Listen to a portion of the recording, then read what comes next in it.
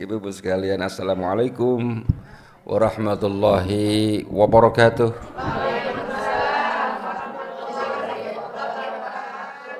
Alhamdulillah nahmaduhu wa nasta'inuhu wa nastaghfiruh wa na'udzu bihi min syururi anfusina wa sayyiati a'malina. May yahdihillahu fala mudhillalah wa may yudlilhu fala hadiyalah. Wassalatu wassalamu ala Rasulillah Muhammad bin Abdullah sallallahu alaihi wasallam wa ala alihi wa ashabihi wa man ittaba'a hudahu amma ba'du. Puji syukur kehadirat Allah Subhanahu wa taala atas segala karunia dan nikmat serta anugerah dan ridhonya. Allah meringankan langkah kita dari rumah masing-masing ke tempat ini, tempat yang diberkahi oleh Allah insyaallah, dan kita tidak luput semua ini dalam rangkaian ibadah kepada Allah, karena man salaka tariqan yaltamisu fihi ilman sahalallahu lahu tariqan ilal jannah. Siapa orang yang berjalan melangkahkan kaki ke majelis ilmu, insyaallah akan dimudahkan segala urusannya dan dimudahkan jalan ke surganya Allah Subhanahu wa taala. Jadi termasuk kerangka nilai ibadah kepada Allah Subhanahu wa taala. Salawat dan salam kita limpahkan kepada junjungan kita Nabi besar Muhammad sallallahu alaihi wasallam, yang selalu kita harapkan berkat hikmah dan berkah dari salawat kita mendapatkan segala manfaat dari salawat yang kita kumandangkan, dan akhirnya kita berharap mendapat syafaatul udma kelak di yaumil qiyamah. Amin ya rabbal alamin. Ibu sekalian, terima kasih atas apresiasi atensi kepada korup alim atau ulama atau guru. Kita tidak bisa menjadi seperti ini kalau bukan ada jasa guru. Kalau orang tua kita adalah orang tua biologis, kalau guru adalah orang tua secara psikologis. Tanpa ilmu, tanpa guru, kita tidak bisa menjadi orang yang soleh dan solehah. Mudah-mudahan guru-guru kita yang dulu ilmunya kita timba sejak kecil sampai hari ini kita manfaatkan, merupakan amal jariyah, ilmun yuntafa'u bihi. Sekaligus kita bertabarukan dengan kitab Nasaihul Ibad. Halaman berapa, Bu? Judulnya apa? Sekarang mana? Yang bawah. Baris keberapa dari bawah?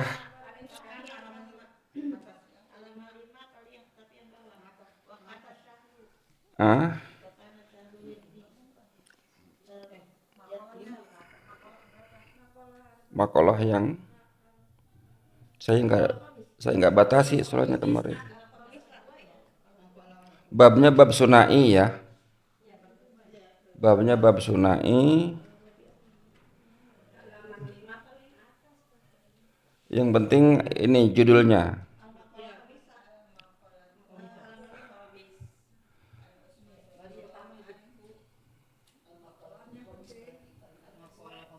Ya, kita cari.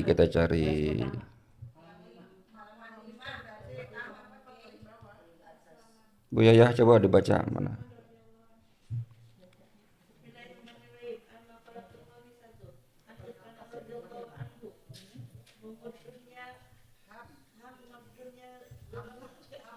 Enggak apa-apa, nanti kita perbaiki.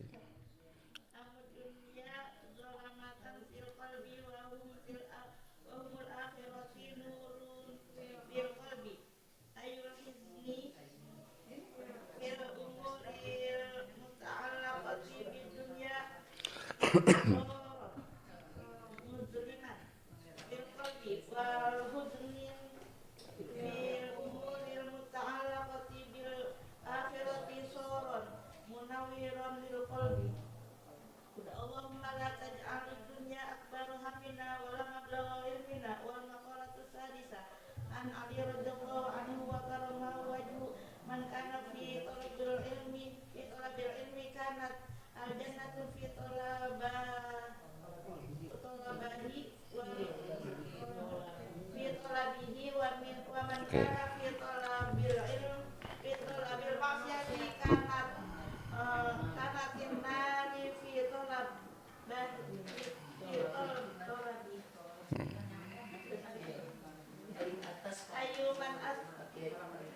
Oke, paling atas ya. Ayumman istighali fil ilmi an-nafi'i ladzi la yajuzu lil balighi al-aqili lahu kana fil haqiqati talaban lil jannati wa liridallahu ta'ala wa man kana muridan lil ma'siyati kana fil haqiqati taliban linnari wa lisuktillahi ta'ala. Nah, baik, sudah sampai dulu ya. Al-maqalatul khamisah. Makalah yang kelima. Kalau khamsatun 5. Kalau al-khamisatu panjang kho-nya ke. Jadi ada kelima, ada 5. Kalau 5 khamsatun. Kalau kelima itu panjang.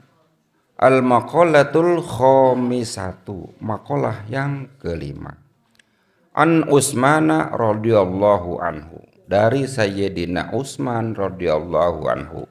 Jadi yang berbicara ini sumbernya adalah Sayyidina Utsman. Kata beliau, hammud dunya zulmatun fil qalbi wa hammul akhirah nurun fil qalbi. Hammud dunya, cinta dunia, niatnya ke dunia terus, semangatnya karena keduniaan terus, begitu. Hammud dunia, keinginan kerasnya, banyak hamun itu. Keinginan keras, kemudian niatnya dunia terus, yang dikejar dunia lagi. Itu merupakan zulmatun fil qalbi, adalah tabir kegelapan di hati. Jadi kalau orang pikirannya duniawi terus, kalau nggak ada duitnya nggak mau, wah itu sudah merupakan bencana buat ilmu. Sholat dapat duit apa enggak? Wah nggak mau deh sholat kalau begitu. Nah, ya ngaji dapat duit apa enggak? Enggak mau ngaji lah. Terus kalau ke majelis taklim kita itu dapat duit apa enggak? Malah ngeluarin duit. Wah nggak mau ngaji dah. Bahaya kalau begini. Jadi jangan selalu diharap-haramkan beragama ini selalu tujuannya adalah duniawi. Nggak boleh. Jadi keinginannya dunia terus, kalau nggak ada dunianya nggak mau. Tujuannya duit terus, harta terus. Kalau nggak ada nggak mau. Ini bahaya. Maka disebutkan kalau orang yang tujuannya hidup ini hanya dunia, zulmatun, merupakan itu kegelapan, merupakan itu bencana. Fil qalbi, di hatinya nanti jadi malah gak niat ibadah, gak mau ibadah lagi karena gak ada untungnya. Nah itu bahaya. Wahamul akhirati nurun fil qalbi. Sedangkan keinginan keras untuk akhirat itu merupakan cahaya. Fil qalbi, di hati. Gelap hati dengan terang hati. Bedanya jauh. Kalau gelap hati gimana? Orang gelap hati kira-kira apa tindakannya?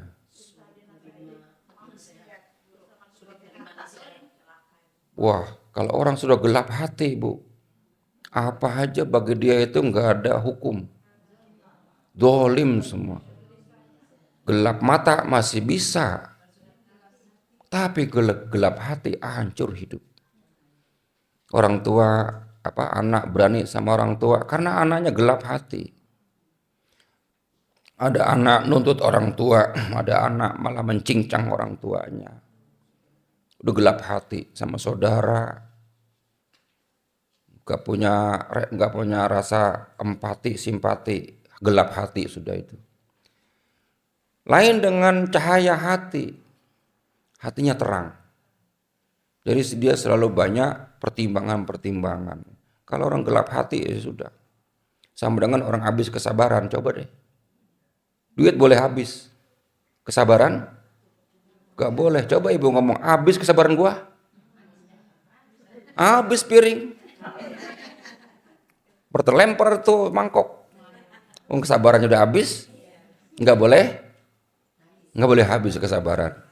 Nah itu ciri-ciri orang yang gelap hati begitu tuh. Makanya kita, kata Sayyidina Utsman, harus mendahulukan kepentingan akhirat. Boleh kita berharap dunia, tapi jangan selalu itu yang menjadi sandaran utama. Wa may yattaqillaha yaj'al lahu makhrazan wa yarzuqhu min haitsu la yahtasib. Jadi jangan gara-gara tidak ada embel-embel masalah keduniaan kemudian jadi malas. Tidak begitu. Yang namanya pertolongan Tuhan itu bukan hanya di awal, bisa di tengah, bisa di akhir. Yang penting kita jalan mulai saja. Yang jelas orang yang bertakwa pasti akan dijamin segala-galanya oleh Allah. Wa may yattaqillaha yaj'al lahu min amrihi yusra. Siapa orang yang takwanya penuh, kuat kepada Allah, maka akan diberikan jalan keluar. Mudah gitu. Maksudnya al-huznu fil umuril muta'alliqah bidunya sora mudliman fil qalbi. Al-huznu bersedih, bersedih hati fil umuril muta'alliqah pada urusan-urusan keduniaan. Gara-gara urusan dunia dia menjadi sedih. Mudliman itu sora mudliman itu akan menjadi gelap hati.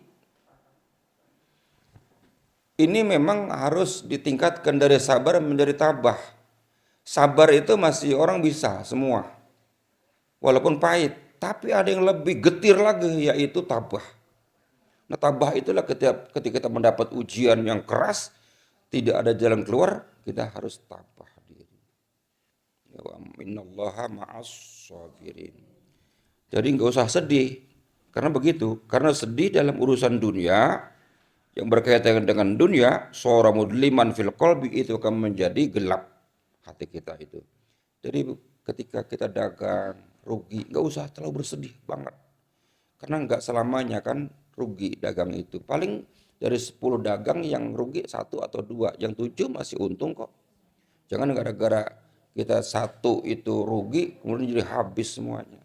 Enggak, jangan terlalu larut dalam kesedihan ketika harapan kayaknya masih jauh, belum tentu begitu. Wal huznu fil umuril muta'alliqah bil akhirah sara munawwiran lil qalbi. Wal huznu, dan merasa sedih fil umuril muta'alliqah pada urusan-urusan yang berkaitan dengan akhirat. Sedih nih, sholat tertinggal terus kita, ngaji enggak pernah hadir, sedih banget saya karena sibuk.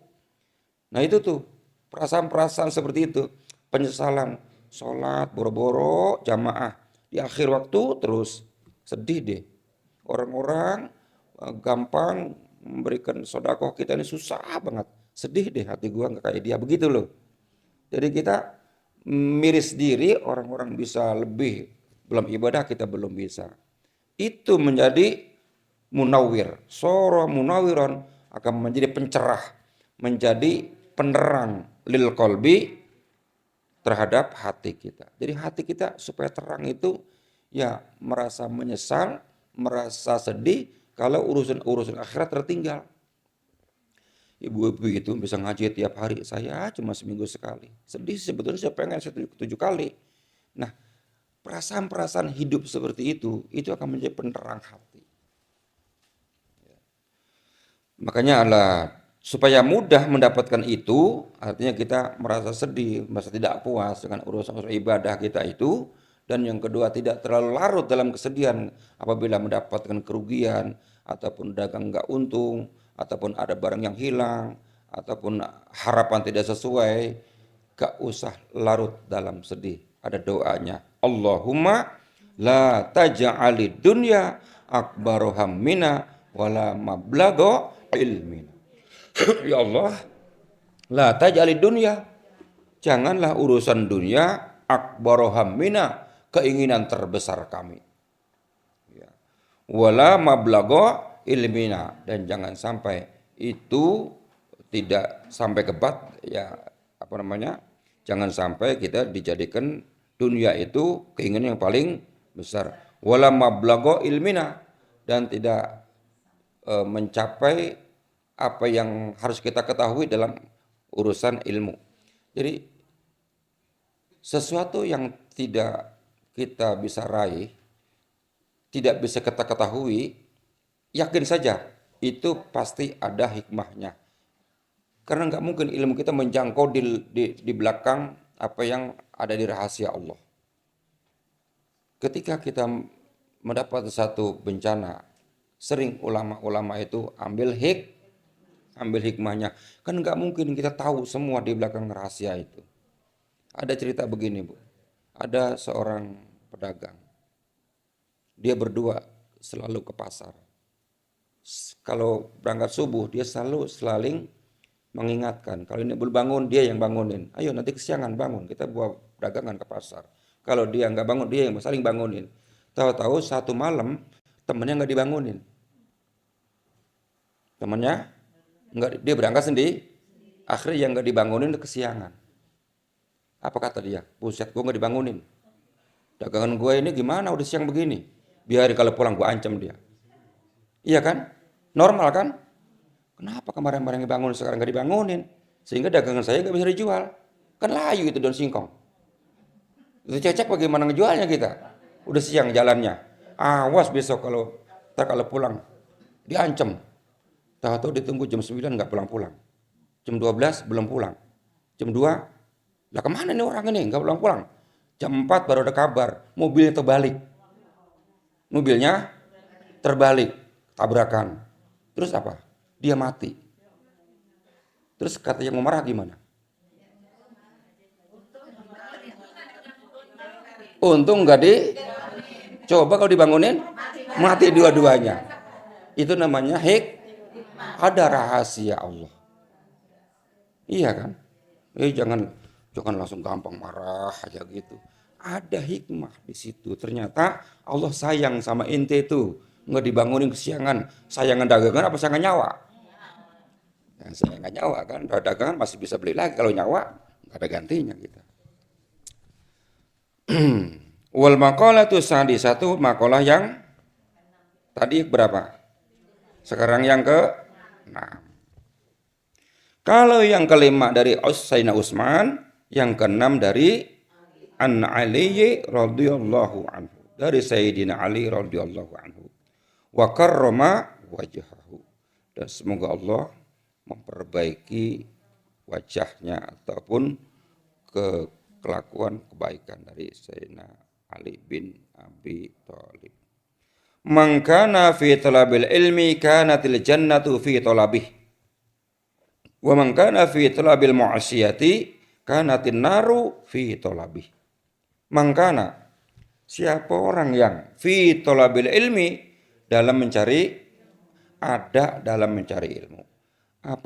Siapa orang yang ada di dalam mencari ilmu, siapa saja, mau muda, mau tua, yang penting dia dalam mencari ilmu. Kanatil jannah fi talabih. Sebetulnya dia ada di jalan menuju surga. Orang yang sedang menuntut ilmu, sebetulnya dia ada di dalam jalur menuju ke surga. Contoh, ada seorang punya anak santri menuntut ilmu di pondok, kemudian meninggal di pondok. Nah, pasti laisa lahu jazaun illal jannah. Pasti dia jaminannya masuk surga karena dia dalam masa menuntut ilmu. Untungnya begitu. Tapi kebalikannya apa?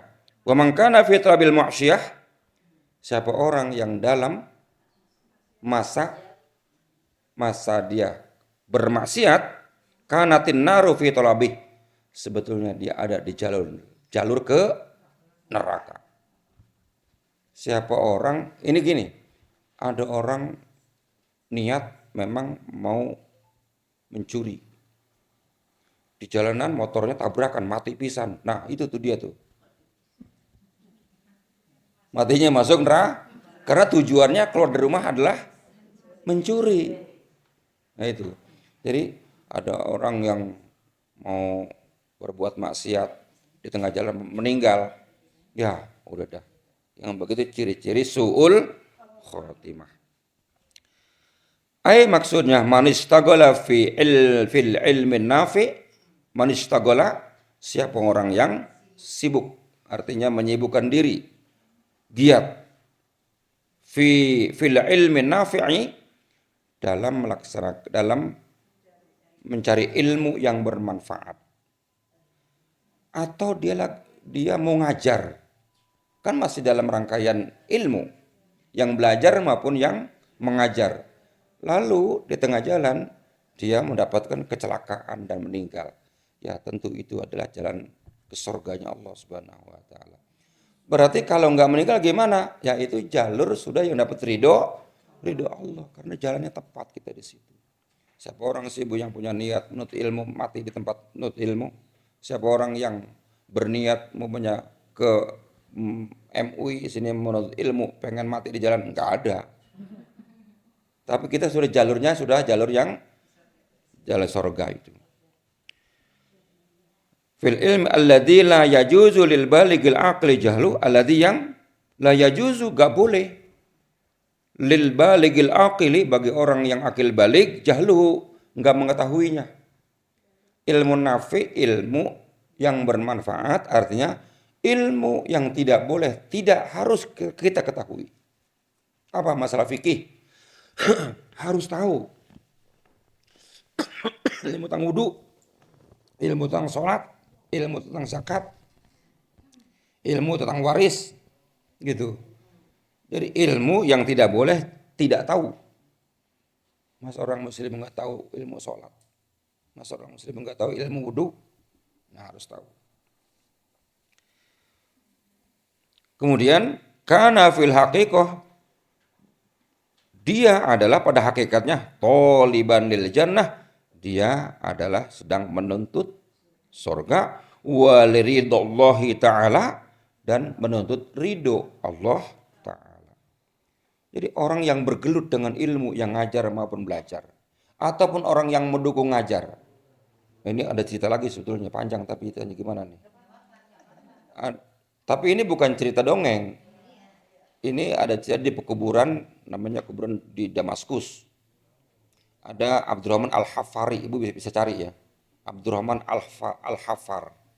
Al-Hafar itu, Hufar, tukang gali kuburan. Tukang gali kuburan. Tukang gali kuburan. Jadi ceritanya begini. Ada seorang ibu datang ke pekuburan minta digaliin makam. Bahasa kita, Mas tolong galiin kuburan buat nanti ada mayit yang datang ke sini. Ketika ya sudah, memang saya tukang gali kuburannya, digaliinlah kuburan itu. Enggak lama kemudian datanglah mayit. Nah, ketika ini kemudian mau dimasukin ke liang lahat, Abdurrahman Al-Hafar ini menyaksikan yang tidak pernah dia saksikan, yaitu keajaiban bahwa ketika ini si mayit ini diletakkan di liang lahat, dia seakan-akan tanah di bawah itu terbuka, langsung mayat itu hilang. Kemana ini? Kaget dia sehingga pingsan. Kemudian diangkat ke atas, diterusin sama yang lain. Karena pingsan dia diangkat dari lubang, kemudian pekuburannya dilanjutkan sama yang lain. Kemudian si ibu tadi yang bawa mayit itu pulang. Nah ini kemudian siuman, sadar. Saya di mana ini? Loh, ini makamnya sudah selesai. Lah kamu kenapa? Saya pingsan. Kenapa kamu pingsan?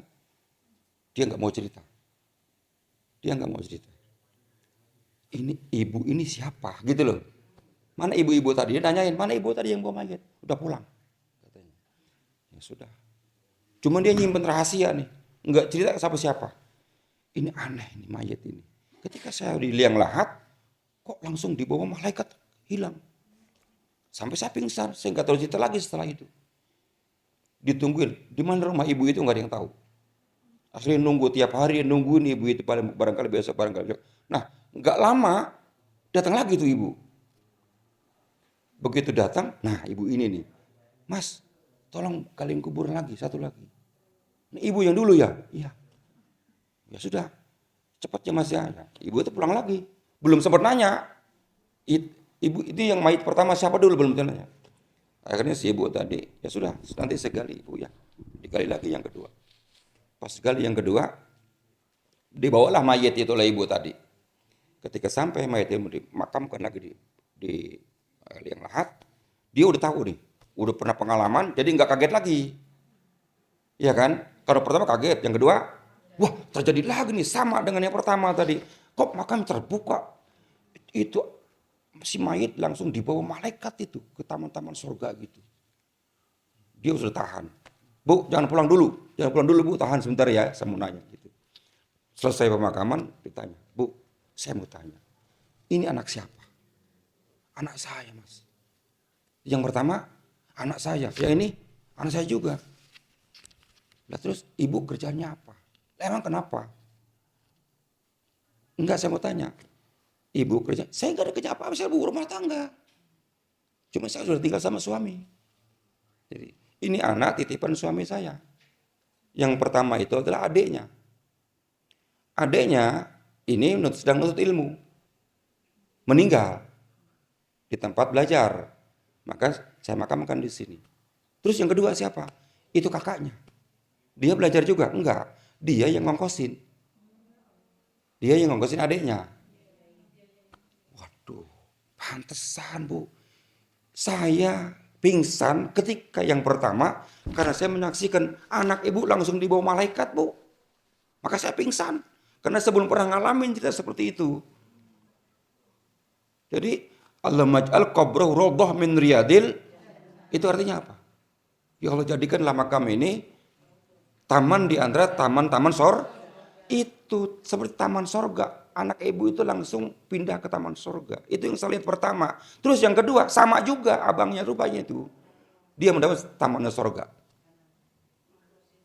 Yang ngongkos dia nggak menuntut ilmu, tapi yang adiknya yang menuntut ilmu yang diongkosin. Dua-duanya masuk Lah ini nih dia. Cocok sama cerita ini. Mangkana tuh fi talabil ilmi kanatil jannah fi talabil. Ini tadi yang saya sampaikan bukan cerita. Nanti ibu cari di Google Abdurrahman Al-Haffar ceritanya. Persis nanti kayak gitu. Terdongeng lagi, bukan dongeng itu. Dan beliau salah satu ulama besar sekarang. Banyak mahasiswa Indonesia yang belajar di Abdurrahman Al-Haffar, masjid di Damaskus. Ada pekuburan di sana.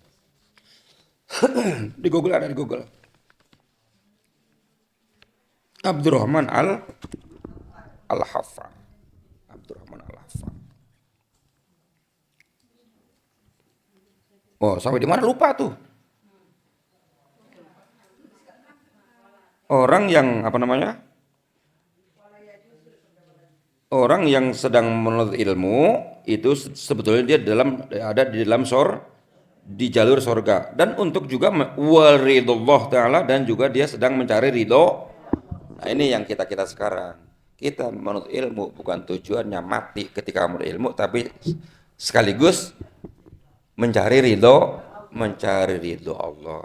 Karena kalau Allah sudah ridho, api yang panas bisa menjadi dingin. Contohnya Nabi Ibrahim, laut yang begitu dalam, karena ridho Allah Nabi Musa menjadi jalan. Apa saja yang tidak mungkin kalau sudah ridho Allah, insya Allah menjadi mungkin. Jadi kita menuntut ilmu bukan hanya mencari ilmu, tapi juga mencari ridho dari ridho Allah. Lalu wa man kana muridan lil ma'siyah. Nah, siapa orang yang sedang berkeinginan bermaksiat? Wa man kana muridan lil ma'siyah. Barang siapa yang dalam kehendak berbuat maksiat, kana fil haqiqah taliban linnari wa li sukhtillahi ta'ala. Siapa orang yang ada dalam perjalanan maksiat, kana fil haqiqah, pada hakikatnya adalah taliban linnari, sedang mencari neraka. Orang yang sedang berbuat maksiat atau ada dalam tempuhan perjalanan bermaksiat, atau adalah masa-masa dia bermaksiat, sesungguhnya dia sedang membuka jalan ke neraka. Dan wali sukhtillahi ta'ala, sedang mencari murkanya Allah. Na'udzubil. Jadi itu yang harus kita sadari.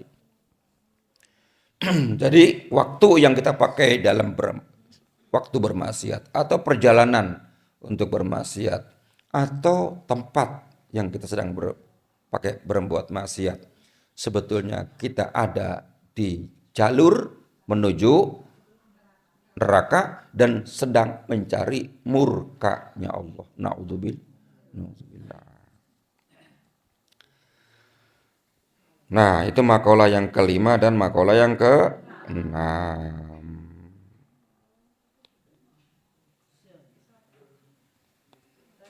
Udah ya? Kebanyakan nanti